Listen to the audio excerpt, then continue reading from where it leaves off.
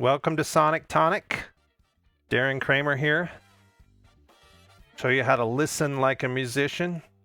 This is our third episode. I'm excited about it because it's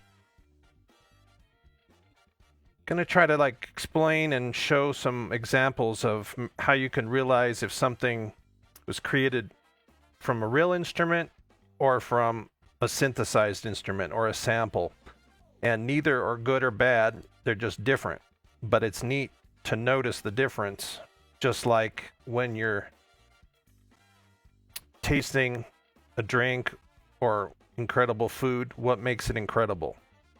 What are all the ingredients that combine to make the whole a pleasant experience? And so you saw there my tonic of the day.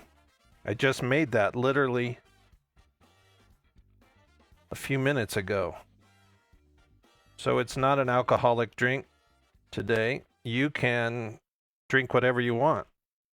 But you can see there I had kale, beets, carrots, celery, apple, and then I even put in a few other secret ingredients that I haven't done before. I put in some turmeric powder and fig jam, and it's really tasty. So here's to you. Hope you have a drink. We're going to be comparing music to tonics. So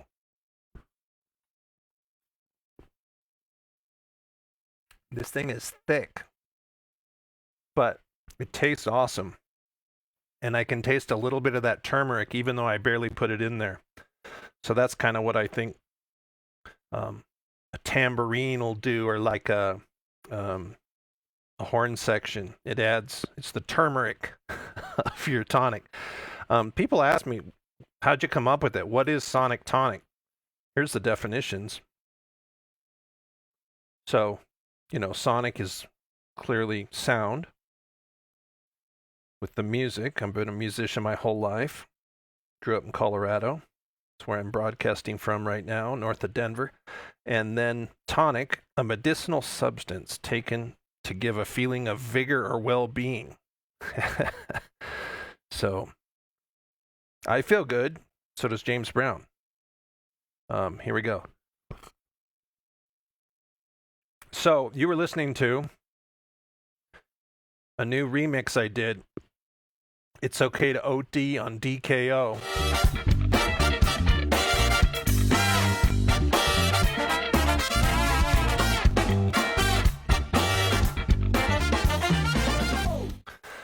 And I'm going to show you some really neat things, kind of breaking the song down and let you realize how different real instruments, really basically anything recorded before 1980, give or take, was an actual guitar, an actual drum set, an actual singer. And now, with all the sampling and cool stuff you can do with digital audio, it's changed that. And some of it is good and some of it's bad. It's kind of like your drinks, Is it real cranberry? Like literally squeezed from the cranberries, no sugar added? And if you've tasted that, it's really strong, potent, and bitter, right? Or is it apple ocean spray? They're really two different things, even though they're kind of in the same category. So that's how music is for me. So let's take a listen. I'm not even going to show you Ableton Live yet, is where I'm playing this stuff. But you were listening to the real band that I recorded in 2005.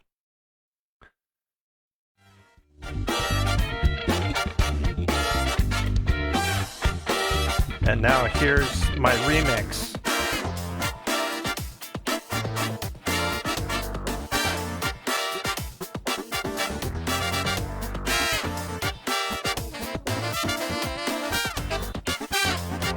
Again, the other way.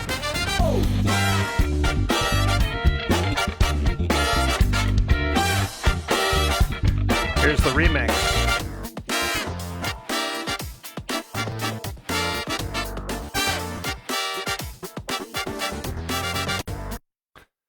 Okay. What do you hear? You know, what's the difference? A lot of times it's just the sound quality, right? A real drum set sounds different than all these cool drum loops. So I can show you here. You can look at Ableton Live screen. And here's my real track from 2005 off the album In the Now. You can find that anywhere you buy your music. Okay,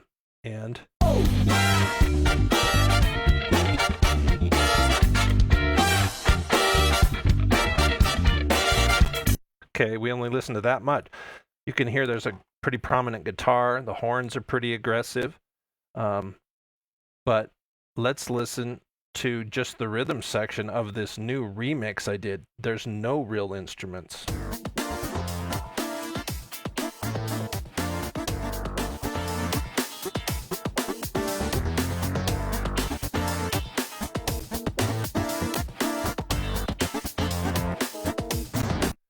See, maybe you don't think about what's creating this final recipe of this song, but notice the bass. The bass is a synth.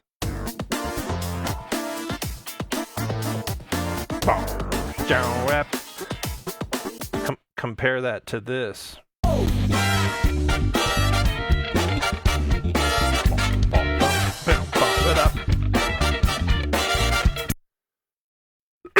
Excuse me. So that's quite a bit of a different sound.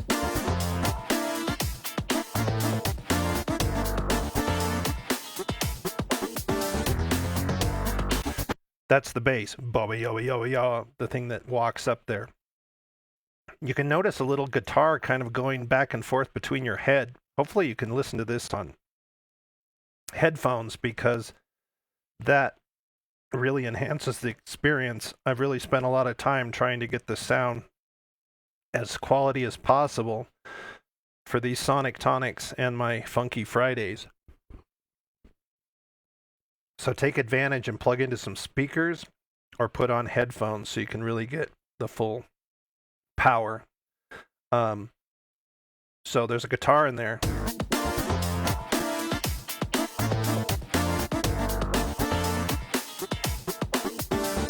But it's actually a sample, which means somebody recorded it live, but then I can play it as just a note on the keyboard.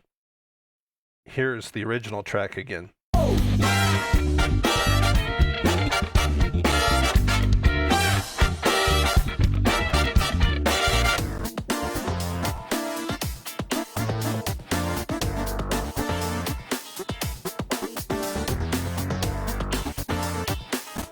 That drum is a drum loop. You can hear he's playing kind of a different pattern than my real track, but you might not be able to tell if it's different. I think that drum loop is basically one of these.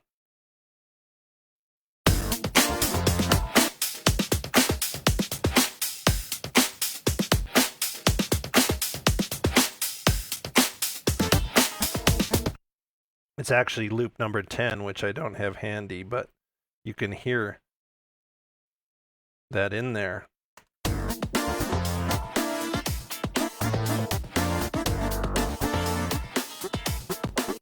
Now, let's add the horns.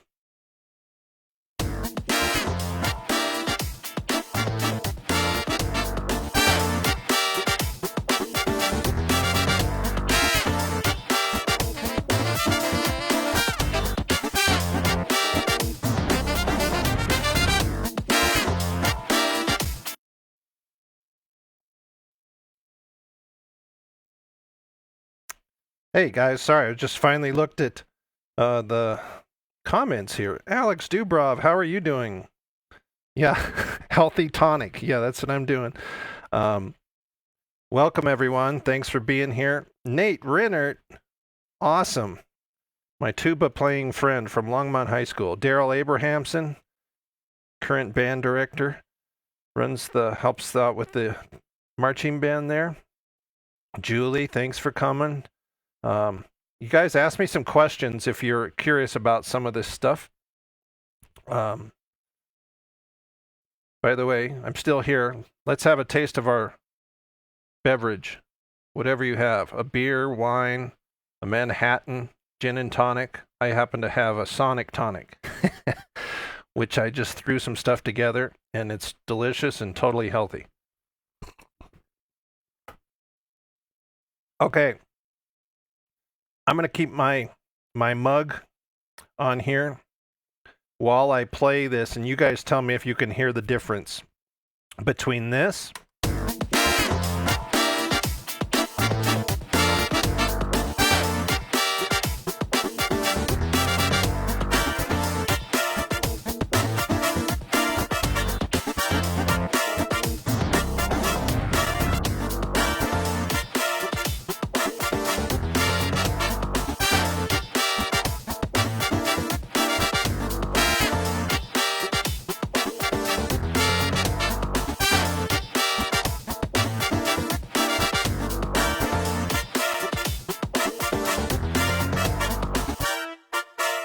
Look at this. Fake. Those are fake brass. Now I'm going to fade over to these.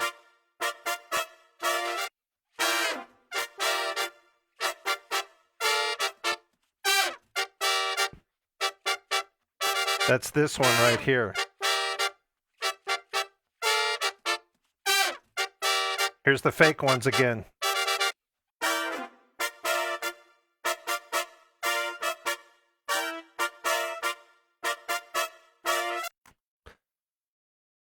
So can you hear that? And why does it sound different? What is it?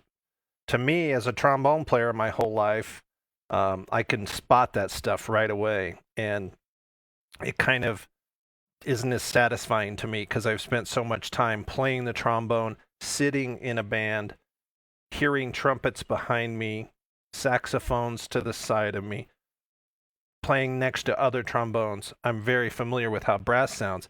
And then when you hear these samples, it's not quite as cool to me. Look at this. I have samples in here.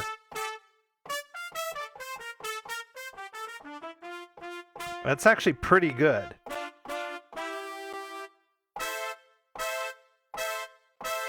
And what's playing that? How am I doing that? I'm doing that here in Ableton, and I will show you what I'm actually playing there. I open up this instrument rack, and I'm using Native Instruments Contact, and here it is, Session Horns. So they're actually samples of real players.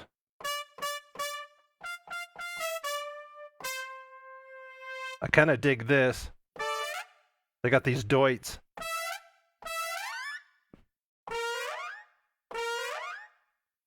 And again, I'm playing that when you're seeing this. So I'm just playing one note, and then I do a little slide with my finger to kind of access that. It's pretty neat. So it sounds pretty close. So let's check it out. I'm here with the fake horns. Well, actually, let's do both. Okay, so here's the fake horns.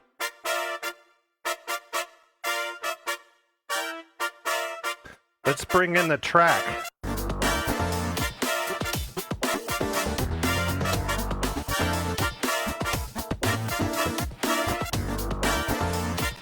So that doesn't sound too bad, right? I mean, that's like, you know, eating some kind of general thing, or, you know, a Budweiser. Budweiser's fine. It's cool. It's a beer. But another lager like Hofbrau, you know, a German beer from Munich, if you've ever tasted that, you know that's way more hearty than drinking something out of a can, you know, some American style lager. To me, it doesn't compare. So you decide that. I'm just kind of excited about all the ingredients of a meal or a drink or music, and going, why do I love Pat Metheny? Why do I love Prince? Why do I love a Mahler symphony over another symphony? It's because of all these little details, and the details matter.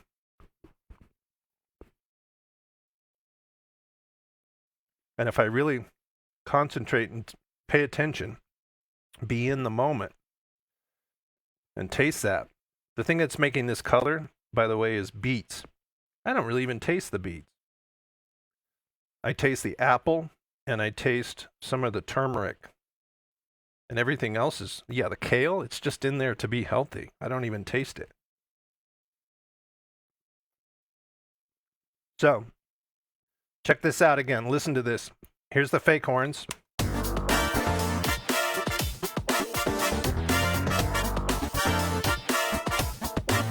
Here's the real horns.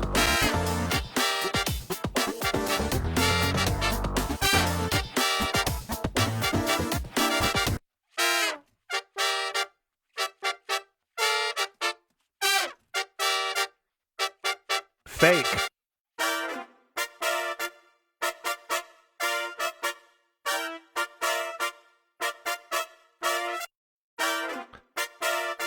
Okay. So it's pretty clear, isn't it, when you isolate it? But that's what this point of Sonic Tonic is me shedding some light on it, and then you kind of start to pay attention to it. It's why when I watch movies, some people make fun of me for that I've seen some movies 20 times. If it's got really good content and great cinematography and great actors, I mean, I enjoy watching it 20 times because I can keep going deeper. So I know what they're going to say. So then I'm looking at the co-actor, the supporting actor. How are they responding before he says that funny thing? What are the other people's expression in the background? What's the angle? How did they edit it? All of a sudden they're showing like this, and then another one is like this, right? Like or a side view. And why did they do that? I'm like so curious about great movies, and so I've been watching Ozark and Better Call Saul, and they're just made so well.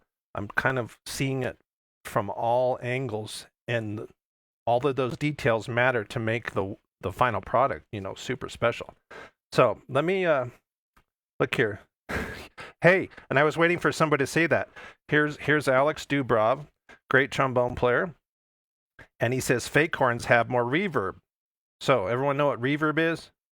The reverb is the echo effect. You sound like you're in a cave. So let me show you what that is. Brilliant point. Here's the fake horns.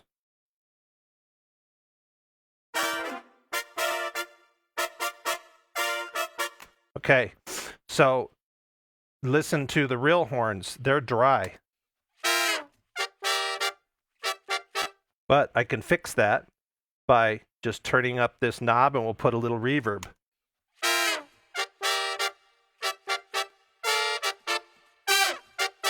How about a lot?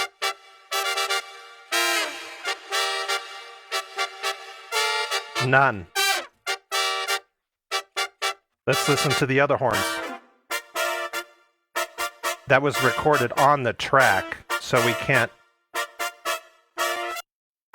There's a little room in there, a little space. So let's put a little on the real horns.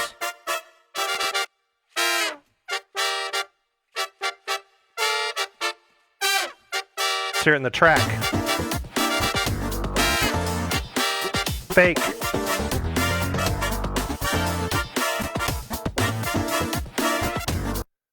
Right? Reverb and delay are the biggest used common effects that help kind of give a vibe to anything. It gives it some space. It can live in a world, a huge cathedral or a dry little closet, So this might clear some things up too. Last week I talked about Not Far From Here and did a remix. Here is the original one with synth horns.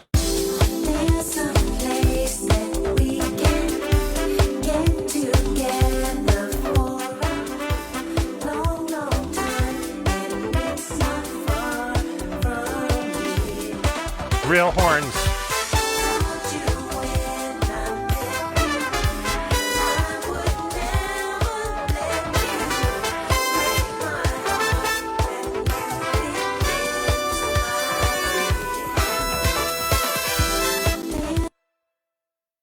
Hear the difference?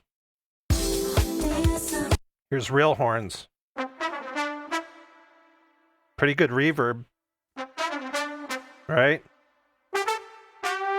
Still on there. Let's take it off.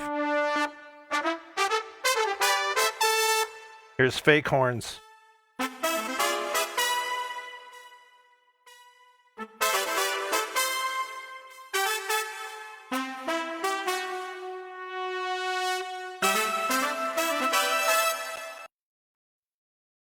Yeah, it's a pretty big difference when you kind of isolate it. And how does a normal person that hasn't played a brass instrument know?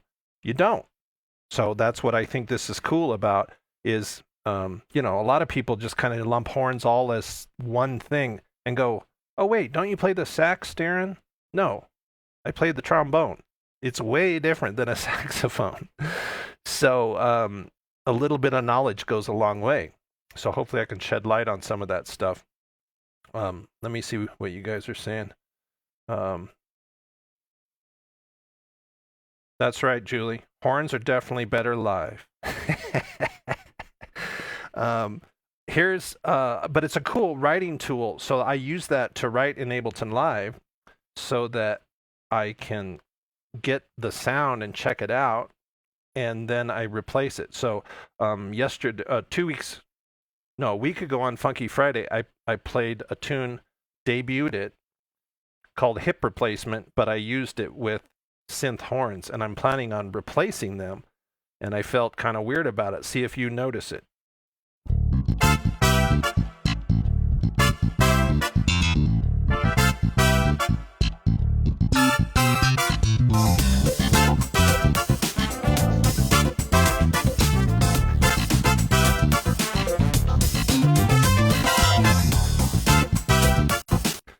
That's fake horns, but they still sound pretty good, and they give me the idea of how it'll really sound when the voicing, the texture, where they're going to play, that all helps me. I'm not Mozart. He could just write that stuff down, had it all figured out. I kind of have to think through it, and I like to hear it. By the way, here's the difference between horns with reverb and horns with none.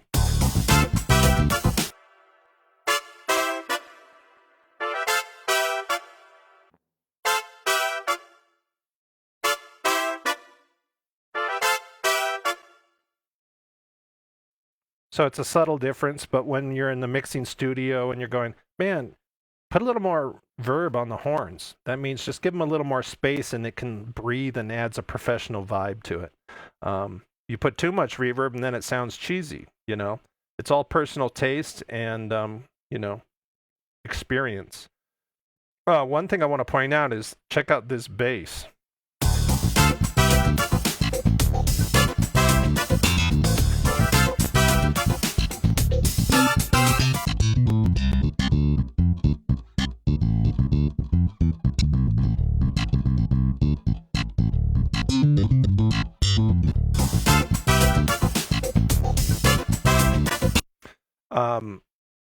So that's me actually recording it with a keyboard, with a plugin, a synth that you can buy that I use inside Ableton Live. It's called Trillion, and it's actually Marcus Miller samples. Marcus Miller is one of the best, most recorded bass players of the last 40 years, and he sampled those for Spectrasonics to sell so that you can have Marcus Miller sounds. And believe it or not, as common as the bass is, he has a unique sound. And So that's kind of cool. So that's why I actually called this tune Hip Replacement, is I was thinking, instead of having the real guys, it's actually a very hip replacement to have Marcus Miller's samples on here. And one thing to notice, listen how kind of sloppy. There's inconsistencies when I recorded it.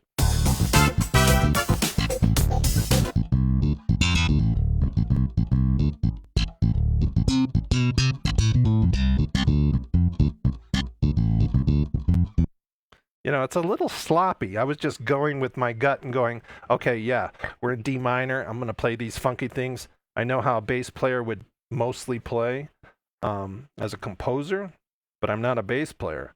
But so there's a couple of strange things in there.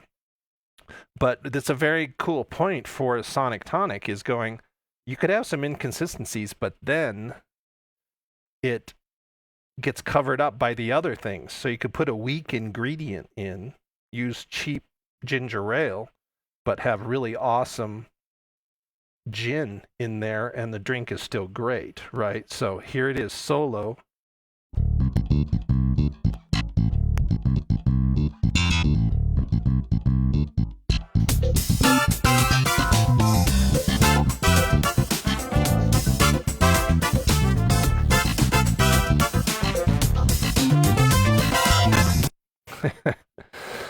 You know, little details matter, but they're not the most important thing. The most important thing is how they all come together.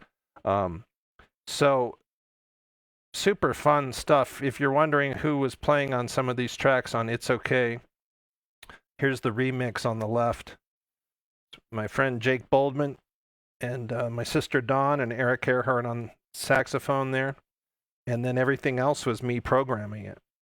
But the original track, you can see it's a full band. Recorded it at Jeff Jenkins' studio, Mile High Music, when he had it there off of I-70. So again, you know, that's called It's Okay to OT on DKO, and a little play on words there. You can find me and get in touch with me, DJ DKO. You can go to my website, djdko.com, or find it Electric Trombone DJ on YouTube channel. And if you guys enjoy this, please consider contributing even $1. It takes you like 30 seconds if you go to either of those really fast links, and makes a difference. As you know, I'm not playing any gigs these days, and I'm still trying to offer and give things and some insight about the beauty of music out to the public. And then please consider chiming in. I have a special Funky Friday this May 1st. Going to be featuring my song Quench, did a remix of that. And it has a little Latin flair in there, and that is in conjunction with Cinco de Mayo coming up May 5th. So yeah, every Friday at 5 o'clock Denver time, you can find me performing with my whole rig. And one more time, here's that rig. Allows me to play my keyboard, the push controller, my iPad, and Ableton Live. I'm an Ableton Live certified trainer. If anyone's interested in checking out and kind of diving deeper into your music and figuring out how to add your own bass track, your own drums, create your own things, and record a song. It's really fun stuff. But you guys are great. Thanks for being here. And hopefully you enjoyed your little tour here of It's Okay to OD on DKO. And we'll see you next Saturday, 5 p.m. right here. And take care. Have a great weekend. Okay. See you later.